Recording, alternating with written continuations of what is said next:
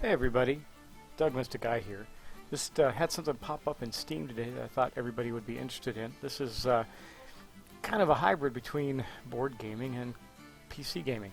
A lot of fun. Anyway, Talisman is a board game that I used to play back when I was just getting into games, board games, role-playing games, all that good stuff. And I always thought it was very interesting because it was my exposure to that was the coolest thing in the world, a fantasy board game where you moved around the board and fought monsters and stuff like that. Not very sophisticated. It's basically what they call a roll and move game. You roll a dice, you go to the place, and you encounter it. This is a faithful reproduction of the Games Workshop edition of this game. There have been a couple of, or actually several editions. Back when I was first playing this, I had the second edition, which I recently sold, recently meaning, I guess it was last year, sold on eBay, and people wanted it badly enough that I ended up getting enough to get all of the 4th edition main expansions. So that included some extra boards and all this other stuff. So I still play it today. Kids love it. And what's nice about this one is you can play multiplayer online. No, not online, but in a hot seat with everybody around the computer. So I'm going to show you what that looks like, and I'm going to hit the play button here. Now, these are the characters that start us off with. Actually, I was testing out the Ghoul to see how he played, and I wanted to get the expansion in there, but it doesn't appear to be open. The Reaper expansion has deaths moving around the board. It adds a little bit of an interesting element. So this is a 4-player game. You can have up to 4 players. Here I got 3 AI players, meaning artificial intelligence. They're not people. Though I could change this and have my friends and family control these players as well. So, but to start off with, I'm just going to look at the characters. Like I said, I tested with the Ghoul, but for this purpose, I'll show you something a little different. Let's see. Why don't we try? I think the Druid was pretty cool. You can change the alignment at will. You can gain spells. Yeah. The one thing I know I'm not going to do is the Prophetess, because if I recall, back in the old Games Workshop game, this was considered to be an extremely powerful character and out of balance. So we'll definitely start with something different. Well, we could play any one of these guys. I'm just going to... How about this? Why don't we randomize it? See what happens. That'll be fun. Okay, here we go. So, once I hit start game, we're going to get into game and start taking our turns. And you'll get to see the game board. Now, one thing I don't like about this, and it could be because it's in kind of a pre-release state still, is that I can't make it full screen. So while you're probably seeing this in the video window, it's just about, I don't know, maybe not quite a full half of my monitor screen, but I have a very big monitor. Anyway, it still looks good. I can see everything. It's just not ideal. I'd sure like it to take up the entire screen and still have the good graphics quality that it does in this view. So that's interesting. It gave me the Ghoul back again. I guess I'm destined to play the Ghoul in this. So basically in your turn, you do it's very simple. You roll the dice, and you're going to have a certain amount of movement space. Now, you have a fate point. I'll show you your character sheet. I actually have 4 fate points. I can spend those to re-roll dice if I want. Of course, I can't see any reason to particularly do that. I have 1 gold. My strength is 2. My craft is 4. My lives are 4. Now, when you encounter something you have to fight, you roll a die and you add either your strength or your craft, depending on the creature you're fighting. These are usually monsters, and these are usually ghosts and things like that. But then I'll show you how it works as we go along. I'm just going to do a few turns, give you the experience, let you see if this is something you might like. Again, you can get everybody around the table and play this like a board game. I don't think it's quite the same experience, but it's pretty close. So I rolled a 5. It's going to give you some options. I can go to these planes, which have no special ability. Or I can go over here to these fields, again have no special ability, but the trolls over there, and you can't attack each other, so that may not be my most wise decision. I'm probably better off going here. So I'm going to travel over here. Now, when you travel, basically the first thing you do is draw an adventure card. Well, that's a bit of luck. So I met a pixie. This pixie is going to become a follower of mine, and provides me with a special ability.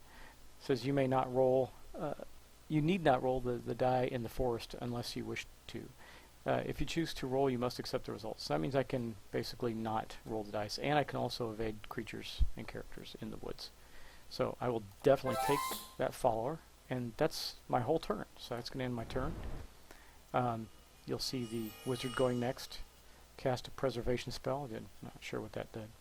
On me. Don't know why, but we'll see what happens there. The troll's moving over there.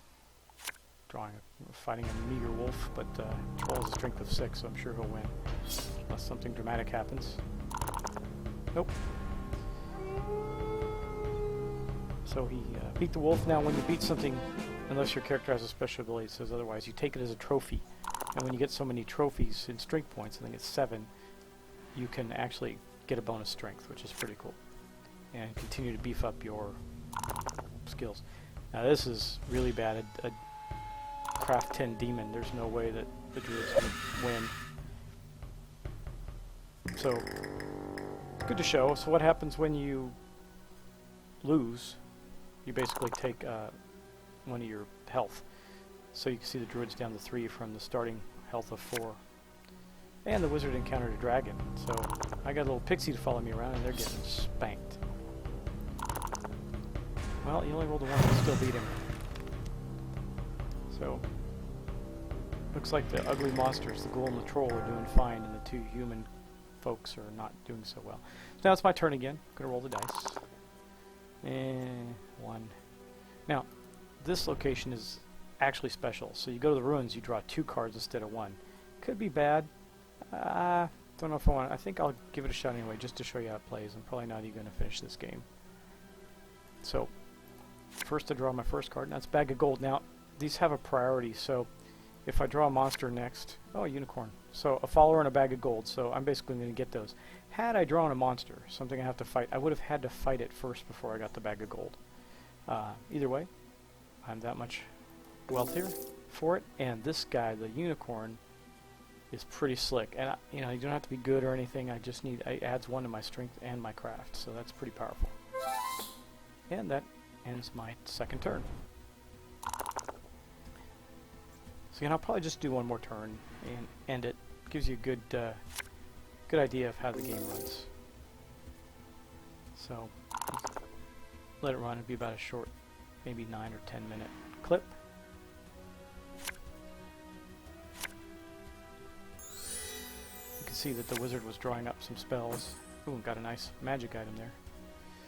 Now, ideally what you're trying to do is get powerful enough to cross over into this middle section. You have to be pretty tough. If you try to get by this guardian, you need to be very strong.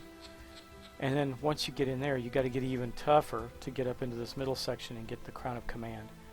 Once you have the Crown of Command, it's my turn, so I'm going to roll my dice. Once you have the Crown of Command, you can start to attack the other players with it, and that basically marks the end of the game. So it says I can go to the city, or the village, which I think I'll do, because I have enough gold. I'm going to buy a weapon there. So I'll show you how that works. So you got 2 choices. You can either go to the Mystic and roll a die and it gives you a random event, or you can go to the Blacksmith. I like how it presents it in cards, but they're actually special abilities of the space you're on.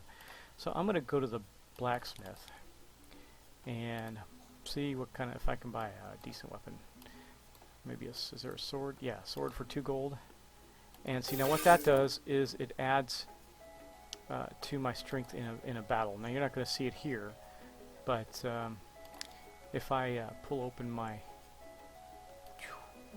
items, you can see the sword along the strength line there, objects, and that gives me a +1 strength. So, or I think it's +2 actually. Anyway, that's Talisman, guys.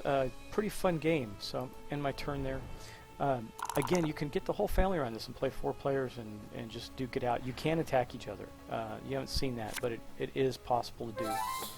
And sometimes the followers, like the princess, if you get up to this castle up here, she does something special for you. There's special spaces that do weird things, cause you to either gain a skill, like a strength or a craft point, or die sometimes. Again, highly random. So again, if you're looking for deep strategy, you're not getting it here, but it is a fun game to play. So with that, I can't believe the wizard encountered 2 dragons. What are the odds? With that, I'm going to end this video, and I'll post it soon, just a little add-on for you to take a look at. And once again, thanks, and be looking for episode 2 of our Imperial Agent walkthrough probably in the next day or so. Thanks, and bye-bye.